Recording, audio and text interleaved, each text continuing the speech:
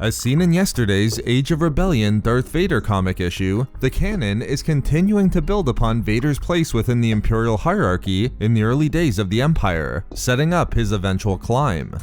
During the early days of the Imperial era, as the Empire was continuing their continued efforts to pacify the Mid-Rim with Clone War era Venator-class Star Destroyers and V-Wings, an Imperial Governor was attempting to steal a source of coaxium from the Mid-Rim planet of Namzor. The one problem was they had to get past the insurgents, and bombing them wasn't an option as they were bunkered down directly over the coaxium. Recognizing that even the slightest strafing run would set off the very prize they came to the planet for, the governor ordered all starfighters to retreat. However, as the order was acknowledged by the starfighter wing, one pilot disregarded the order and continued his assault on the planet's insurgents. This, of course, was Darth Vader, flying what appeared to be a Seiner fleet system's star courier that was likely customized for him and predated Vader's acquisition of the TIE Advanced X-1. Regardless, in disobeying Governor Ahr, the Emperor's fist destroyed the insurgents on the planet, but with it, the valued coaxium. The governor was not pleased, taking his complaint directly to Palpatine. As the enraged governor explained, Vader cost him the acquisition of coaxium for the Empire. Vader attempted to defend himself by simply stating he was preventing the escape of the insurgents. However, surprising to Vader, Palpatine then asked if he was aware of the governor's order. When Vader's disbelief caused him to remain silent, Palpatine explained that as his apprentice, Vader outranked everyone.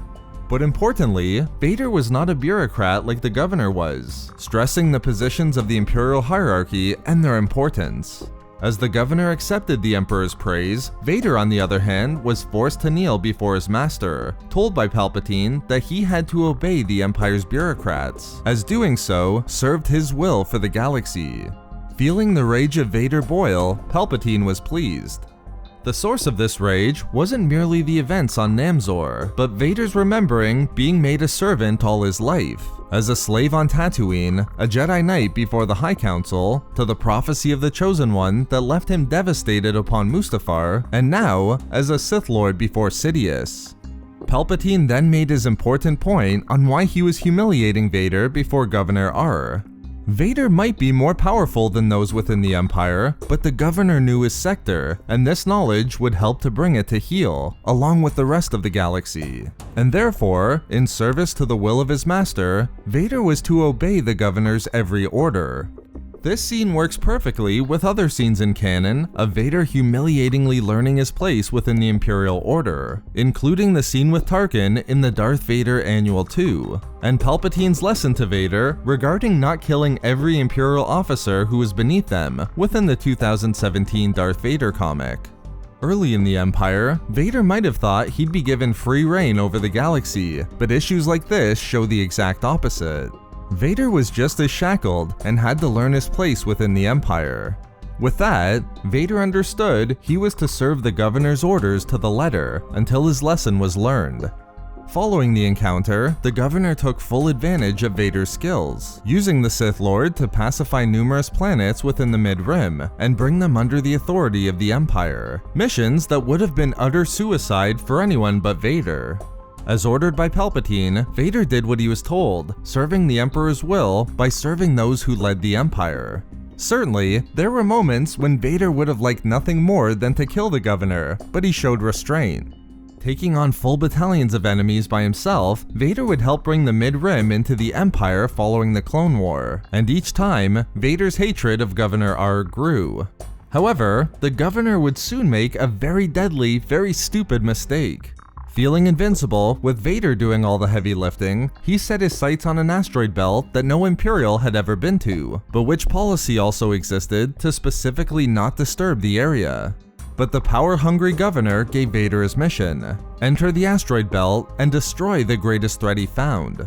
Vader, as he'd done previously, accepted, proceeding towards a giant lobster monstrosity.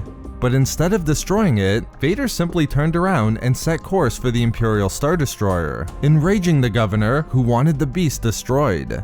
As Vader descended from his starfighter, he clarified the governor's statement. He was told to destroy the greatest threat, and echoing Palpatine's command to follow the governor's orders to the letter, Vader turned upon Ahr.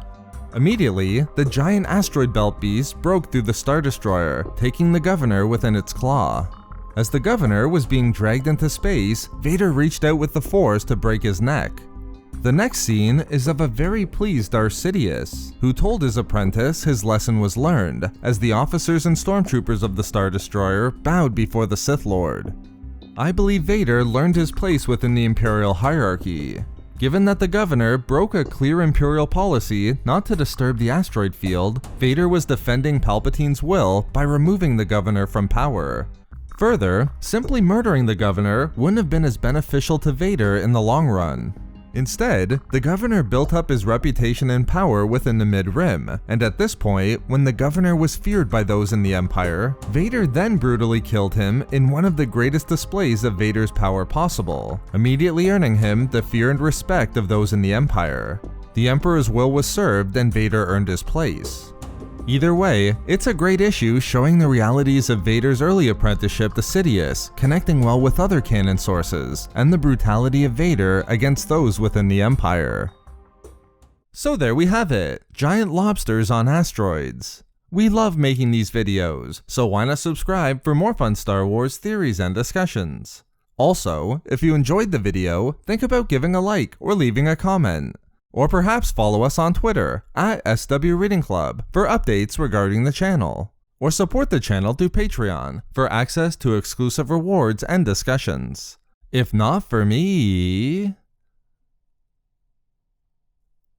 for making friends.